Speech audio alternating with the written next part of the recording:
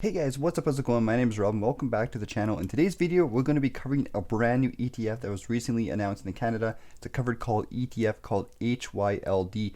Now, I did a video about QYLD that you guys liked about a week or two ago. So in today's video, we're going to be focusing on a Canadian version of a cool covered call ETF that's recently been announced. I know there's a lot of excitement about this covered call ETF, and I know I kind of haven't really talked about them that much on this channel, so I want to kind of dive in to HYLD, and I'll show you guys the ETF itself. We'll talk about it. I'll give you guys an overview. We'll talk about the holdings, and I'll talk about, covered call ETFs versus growth-based ETFs. And this might come surprising to some of you guys, but I'm actually looking to add some of these covered call ETFs inside my portfolio. So I'm going to be buying HYLD in today's video, and I'll show you guys my thoughts and my reasoning why towards the end of the video. If you guys enjoy this video, please be sure to smash the like button and subscribe if you guys want to kind of follow alongside with me, and if you guys want more Canadian-based dividend investing content. So first thing we're going to do is do a quick little overview of HYLD. I'll give you guys a quick little overview of the ETF. We'll jump inside the fact sheet and I'll show you guys some different things about it.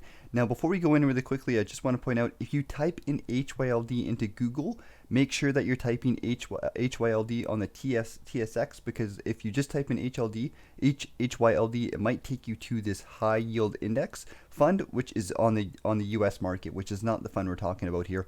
The one you want is HYLD on the TSX, which is the Hamilton Enhanced US Covered Call Edge Units ETF here.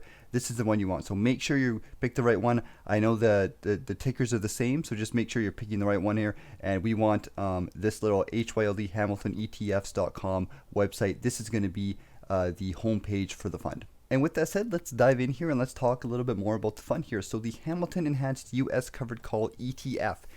So basically what this fund is doing, it is giving you basically a passive income version of the S&P 500. You're buying US stocks. And the ticker is HYLD, like I mentioned. Just make sure you got the right fund. And the target yield is around that 10%, which is pretty significant. That's a pretty high yield for a covered call ETF. But the cool thing about this fund is it looks pretty promising. And I've done a lot of research about different funds, like some of the split share corps and stuff like that, and some of these covered call ETFs I think are definitely safer options. And when you look historically at the return of the S&P 500, it actually is at 10%, so it's kind of interesting. I'm going to do a comparison to VFV, to some other covered call ETFs, to see how the income based investing works versus growth later on in the video, so just stay tuned for that, and I'll talk about some different things and what my plan is in the future on how I plan on adding some of these covered call ETFs into my portfolio in small amounts. But the main thing we're going to focus on here is the different things inside HYLD. So if we click on the fact sheet, we can come here and see some different things about the fund. So there's some cool things in here. I'm just going to go back really quickly here and talk focus a little bit more on the holdings and whatnot, but the fact sheet is available to you guys. So the NAV price is $16 and that yield is 10%. And once again, if you compare it to the S&P 500, S&P 500 has a yield about 1.38% and HYLD has a yield of 10%. So basically we're trading a little bit of growth for yield, and this is a little comparison chart that shows basically how it's performed with the leverage of the 25% leverage to the S&P 500 index. This is basically saying that they increase the leverage so that it kind of gets more closer to that growth that the S&P 500 has. And like I mentioned before, that 10% yield that it has kind of mimics that 10% return more or less that the S&P 500 is known to return. So that's kind of the whole point of it there. If we look at distributions, we can see that there's only been one distribution yet, and that was looks like it was looking to be paid on March 10th. So the ex-dividend date has already gone by, so that dividend payment will go on March 10th, and it'll be a monthly payment of 13 cents, just under 14 cents. So once again, kind of hitting that high yield there. If we look at sector allocations, it's going to mimic the S&P 500. We have technology. Actually, it'll be a little bit different because this ETF actually has a bunch of individual ETFs, what we'll talk about in just a second. It actually has lots of different diversification in here, as you're going to see. But the main focus is technology. We have consumer, communications, financials, industrial, and then some other ones here, energy, basic materials. But the holdings here are these big ETFs here. So lots of different ETFs inside here, and you're going to see there's lots of diversification, and these for the most part I believe are all US based ETFs. So we have Harvest Healthcare Leaders, which is a healthcare US based ETF, and you can click on these ETFs, and I believe doesn't look like it takes you to the page, so you're gonna have to go to Google, type the ETFs in, and then search them up there. But Harvest Brand Leaders, which is a brand-based fund, which I think holds a lot of the big U.S. companies. We have the global S&P 500. The XYLD is the one we're going to compare later on throughout this video. This is basically the covered call version of the S&P 500 that's in there. We have Horizons Enhanced Income Gold Producers. So this is a gold-based ETF. We have the global Russell 2000 covered call ETF, RYLD. This is a pretty popular one. I did a video on QYLD, which is also in here about a week or two ago, and RYLD is also another really popular one. So the two big ones that most people are probably familiar with are QYLD, RYLD, and XYLD. Those are the two big ones. So these ones are all inside this fund, and then we have the tech one at the bottom here. So lots of diversification inside this fund, which is pretty cool. And just going down here, the distributions are monthly, as you guys know. The rebalancing is semi-annually, and the management fee is 0.65%. So keep in mind, you're paying the fee of these individual ETFs as well as the management fee for this fund. So if you don't like the management fee, you could always buy these ETFs individually. But if you're gonna be honest here, like the 6.5%, it's a little bit higher than what you'd get from buying like a Vanguard fund or something like that. But at the end of the day, it's still not bad. I think it's still a pretty good fee. It's you're not going to break the bank doing that for what you're getting with this fund. I think it's definitely worth it for the fee. So at this point in time in the video, before we go any further and I talk about my plan with using covered call ETFs in my own personal portfolio, I want to kind of talk a little bit more about them, because I think it's important that investors understand how these funds work and how a traditional S&P 500 fund works, because there is a bit of a trade-off. However, depending on what your goals are as an investor, once again, we'll talk about this later on. It depends on what your goals are. So the first thing I'm going to do is we're going to compare performance, because that's probably the most important thing. So I have the S&P Vanguard S&P 500 fund, VFE, which is a big fund I hold inside my portfolio. I have about 60% of my portfolio in S&P 500 VFE, because it's such an amazing fund and it's got crazy growth. So I'm going to go down here and we're going to search for the returns, so we can just quickly see the returns. We can see over the past 7 days, 30 days, 90 days. We're focused on the 5-year return, because I want to see, we're going to compare this fund to one of the other big ones, that's the XYLD, which is a covered call ETF, just to compare the two to see the difference on how they work. So over the past 5 years, VFE, which is the S&P 500, has a growth. So this is stock appreciation of 73%, which is pretty nuts, right? That's crazy growth. So if you had $100,000 over the course of 5 years, you would have gained $70,000 or $73,000, something like that. Absolutely bonkers, right? That's pretty crazy. Now that's just growth, but keep in mind that happened over the course of 5 years, right? So if we include dividends here, this is a cool little, the reason why I like this website is because we can see dividends. So if we slap on the dividends too, even though it's got a 1% yield, that dividends, if we include it, actually bumps it up to 87%. So if you reinvest your dividends, you're actually looking at an 87% return. That's almost 100% return over the course of 5 years. Once again, that's absolutely insane. So we can see that if you're patient and you're willing to put your money into a growth fund, you can get pretty good results with VFE, or at least in the past couple of years we have. Keep in mind, the past couple of years have been a little bit crazy. You might not get that traditionally, but that's just the way it works, right? And that's what actually happened. So that's that fund. If we go over to the XYLD, which is one of the ETFs that's held in HYLD, this is the global S&P 500 covered call ETF. So this is kind of like the covered call version of VFE. And I'm going to go inside the performance and just kind of share with you guys the performance. So the 5-year return isn't available here because it looks like it hasn't been around for 5 years, but what we can look is over the past couple of years. So we have a 3-year return of 2%. So this basically means this fund has grown by 2%. Doesn't sound very attractive, right? But you got to remember, it's got that, I think it has like an 8 or 9% yield.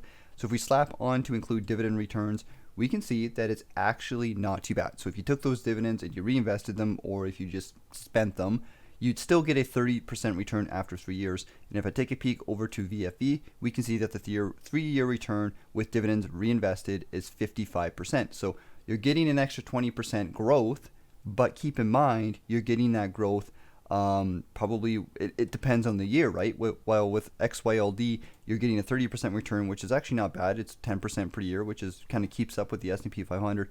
But you're getting it in monthly distributions. So at the end of the day, you got to ask yourself, what type, are you going to, do you need money now? Do you get value in getting money on a passive income basis, on a monthly basis, or are you going to wait? Or like myself, if you're kind of interested in maybe combining the two together to grow your portfolio.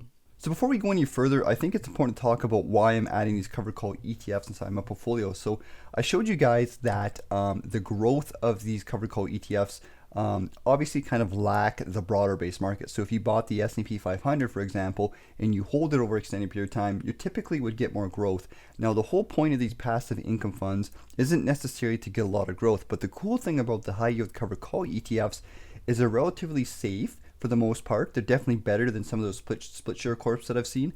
And they also basically, the benefit is the fact that they pay out passive income. So if you're like myself and you benefit from passive income, but you also like growth at the same time, I think if you hold a portfolio that has a lot of growth in it, you have good quality stocks in the background, and then you devote a small percentage of a portfolio to maybe some high yield covered call ETFs, it makes a lot of sense to kind of bump up that yield.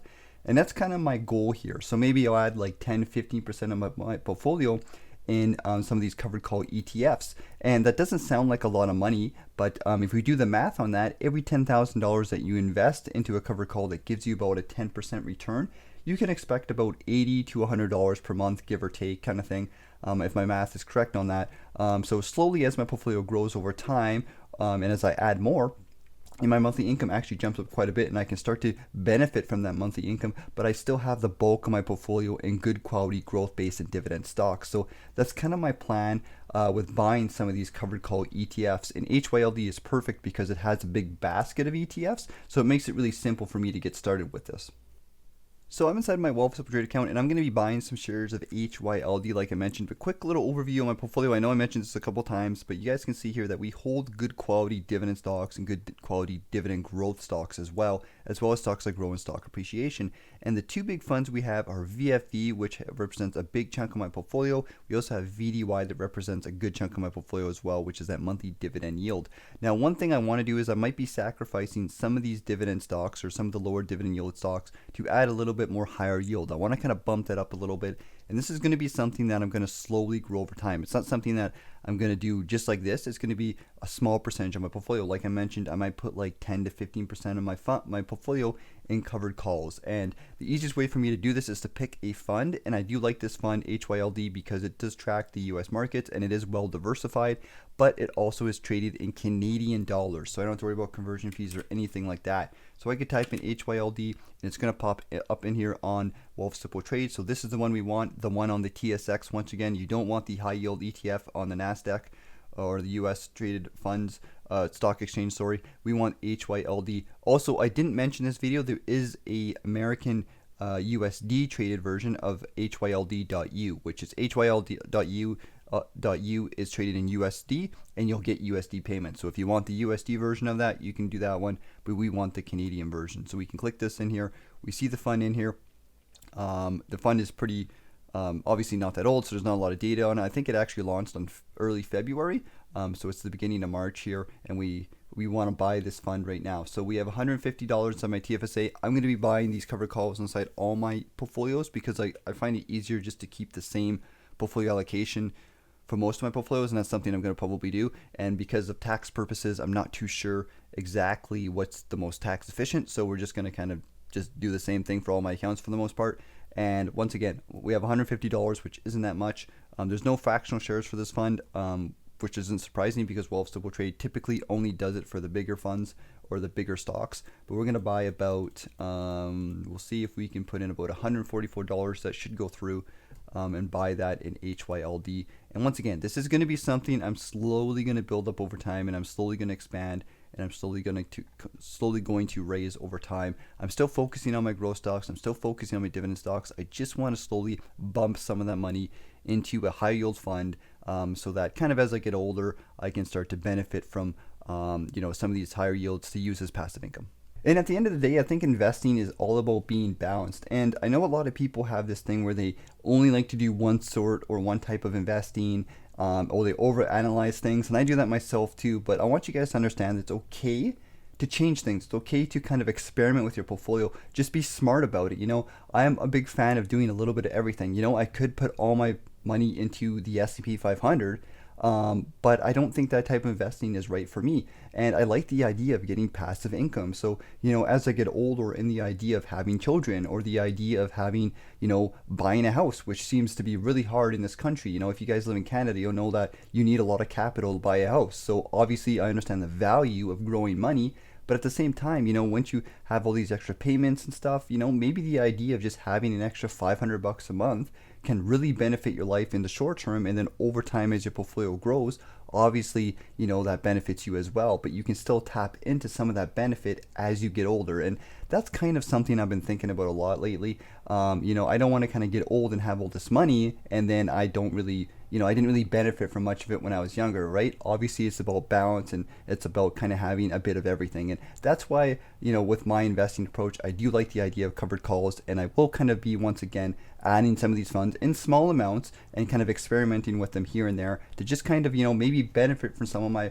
passive income that I'm making right now. And it could be something simple like never have to worry about, buying food again. Maybe I could generate like $300 to $400 a month, and maybe I could just feel good that I don't have to worry about feeding myself or my girlfriend or my wife or my kids. Especially as you get older and stuff like that. All these little financial things can really stress you out. So I think there's value in that. But anyways, guys, I know I'm kind of rambling here, so I kind of want to end off this video. But let me know what you guys think of this approach. Let me know what you guys think of HYLD, and let me know what you guys think of combining like a growth-based stock portfolio with a little bit of high yield stocks or high yield ETFs like HYLD. Let me know in the comments below. But anyways, guys, thanks for watching. I hope you guys enjoyed the video. Take care. I'll see you guys later, and have a good one.